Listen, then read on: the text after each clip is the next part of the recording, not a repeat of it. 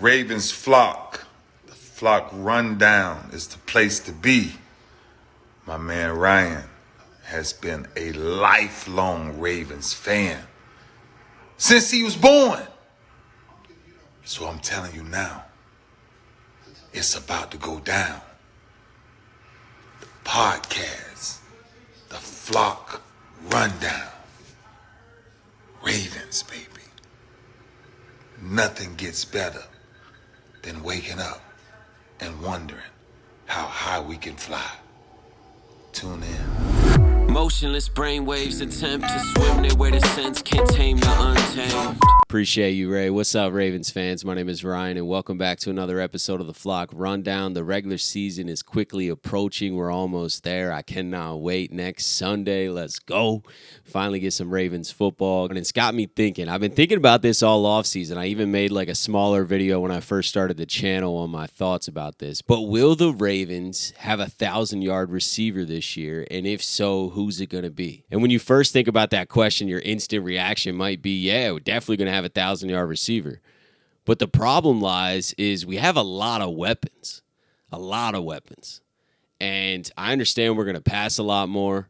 I understand that Todd Monken is an innovator in the pass game. He loves spacing the field. I think he's going to call the game well. I think he's a smart play caller as well and just knows how to attack defenses. And with Lamar having a lot of control at the line of scrimmage as well, I just expect bigger plays to be made than in the past, especially in the pass game. So I think we're going to put up more pass yards than we're used to. I think that's pretty much a guarantee unless everything goes wrong. But who's going to be the 1,000-yard receiver? Or are there multiple 1,000-yard receivers? Maybe you think there's multiple 1,000-yard receivers. If I had to pick one, I'm going Mark Andrews again. I just think that there's a comfortability there with Lamar and Mark already. I think that that's his safety net when things are breaking down. Him and Lamar have years of experience and are just on the same page. They can kind of play some backyard football, you know. You can look at Mahomes and Kelsey as an example. Lamar and Andrews are similar. Andrews knows how to modify his route and sit in the open zone hole, and Lamar knows how to find him and get him the ball. Or Andrews runs an out route and it's covered, but he knows to take it upfield when Lamar's rolling out and Lamar can hit him downfield. I mean, these are simple things, but it's just chemistry, you know, and they have a ton of chemistry. They've shown that over the years. That's why Mark Andrews has been so successful. Now the field's going to open up even more. Mark Andrews has been double-teamed, triple-teamed in the middle of the field for these last few years. So now the field's going to be opened up. You cannot double, triple team Mark Andrews in the middle of the field. He's going to be one-on-one with a lot of linebackers, a lot of safeties. He's going to have a lot more space. And then that naturally will make Mark Andrews be open a lot more. And I just feel like Lamar's not going to shy away from throwing it to him. So I'm going to go with Mark Andrews as being my lone 1,000-yard receiver. I don't think that there's another 1,000-yard receiver. Now, that doesn't mean I'm down on Odell, Zay, or Bateman. It's exactly the opposite. I'm actually so high on all three of them that I think it gets spread out a bit. I think that all three of those guys are so skilled that Lamar's going to kind of evenly distribute the ball. I think they're going to have their own roles. Odell's definitely going to be red zone, big time, third down, throw it to him when you need a big play type guy.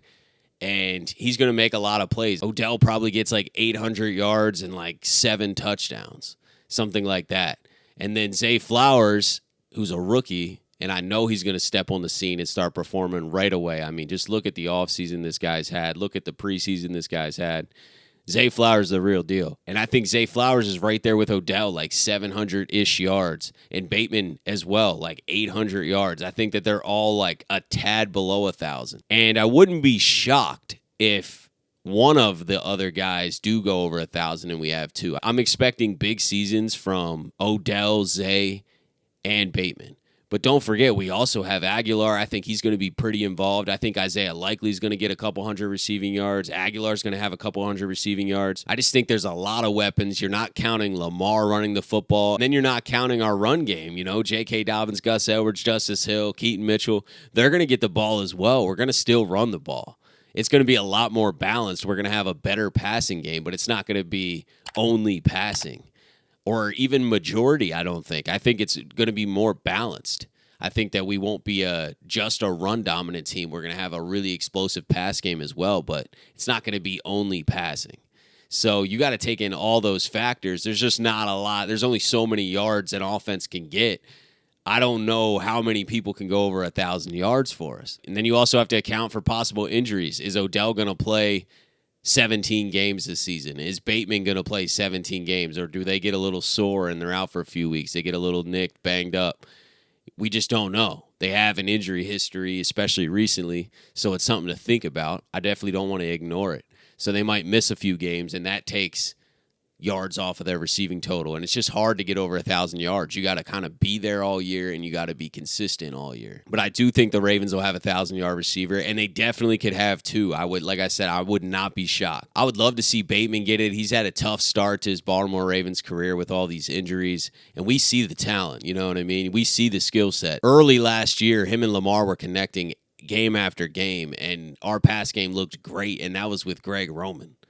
Lamar and Bateman looked incredible to start last year, and then obviously he had a terrible foot injury, so I'm just hoping he can come back and resume and pick up where he left off, if not even better. I would love to see Bateman break out and just be a star in this offense. Pretty sure Odell's already that guy. I think Odell's going to step in and just be a proven vet, a guy who's just going to catch the ball and make big plays and just get those big third down conversions. I just don't know about volume. You know, how many balls is he getting thrown his way in a game? And then availability for the entire season. Does Odell get sat for a week or two because his knee's sore? Or, you know, just little things like that. I'm obviously praying he doesn't get hurt and no one gets hurt on this team. But it's not an insane thing to say that Odell might miss a few games this year, or Bateman as well. So it's obviously a question that we can't answer right now. It's got me thinking. I wanted to talk to you guys about it and see what your guys' thoughts. Do you think Zay Flowers can get it? I mean, there was a ton of excitement about Zay Flowers this offseason. I love what I'm seeing from Zay. I'm insanely high on Zay.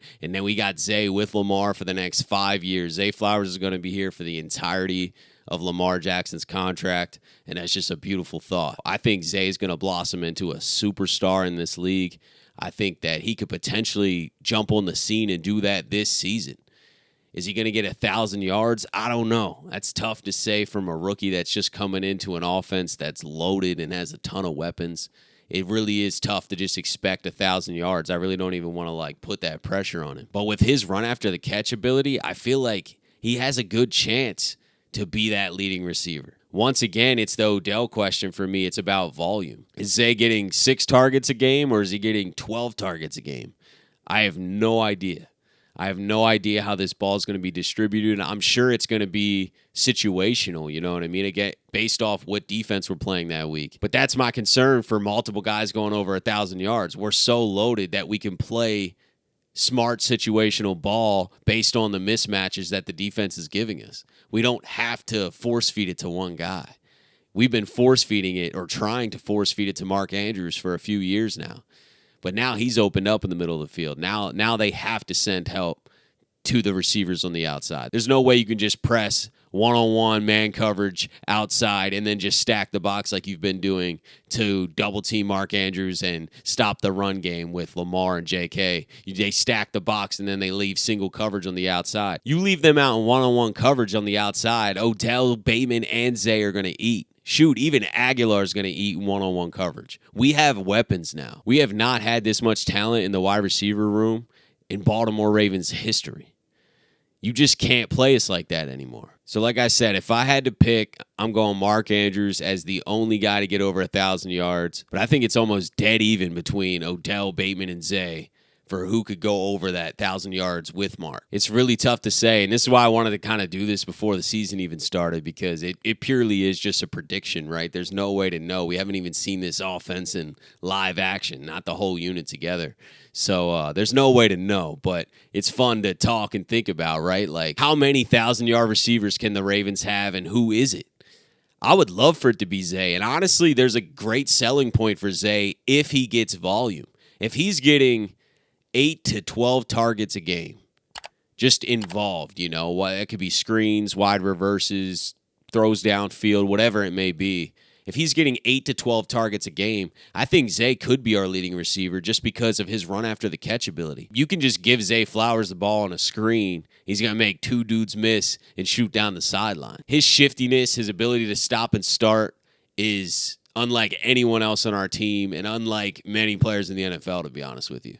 So Zay's going to always add on a ton of yards with the run after the catch. Look at the preseason game against the Commanders. We were giving him short passes, 5-yard passes, and he took it to the house. He catches that 5-yard out route in space, makes a guy miss, and just does damage down the field. So Zay, with volume, could easily be a 1,000-yard receiver, and that would make him just absolutely jump on the scene as a star in the NFL this year. He might be getting Jamar Chase-type hype in year one, which is just really rare for a receiver. You don't see that very often, but Zay Flowers is special. It's just about volume. If he's getting 4 or 5 targets a game, I just don't think it's possible for him to go over 1,000 yards.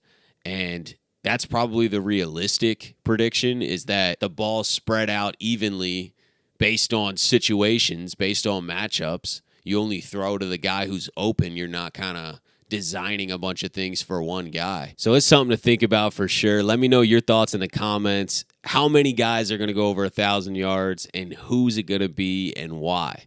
I need explanations. There's only 4 people that really have a chance to get it, in my opinion. It's definitely Mark Andrews, Rashod Bateman, Odell Beckham, and Zay Flowers. As long as everyone's healthy, those are the only guys who really even have an opportunity to go over 1,000 receiving yards. So unless you think there's someone else, then let me know. But out of those guys, how many are getting over 1,000? It's tough. I think it's really tough. I think the easiest answer is Mark, just based off comfortability and based off new opportunity for him, because the field's going to be more open for him. He naturally has to get less attention than he has in the last few years. And we know Mark's an absolute dog. I mean, he's an elite competitor. He's going to take advantage of a linebacker covering him. And him and Lamar are already on the same page. That doesn't even need further work. Like, they already have a great, great chemistry. I've seen them run routes that definitely aren't designed, and Lamar still deliver him the ball just because they're on the same page, basically playing backyard football. And that's how the great ones play. You know what I mean? You got to freestyle a little bit. You got to make things happen. You got to be a playmaker. And both of those guys are. So that's why I'm leaning Mark for sure. Could another guy get it? Absolutely. But curious to see what you guys think. This is definitely an open discussion. I mean, there's really no right or wrong answers until the season's over, you know, and we're going to have a lot more information as the season starts. That's why I wanted to kind of make predictions like this right now, because there's no way to really know. There's no way to really answer it right now. This is just barbershop talk. You know what I mean? So thank you guys for tuning in to another episode of the Flock Rundown. Have a beautiful rest of your day, and I'll talk to you guys soon. Motionless brainwaves attempt to swim their way to sense, can't tame the untamed.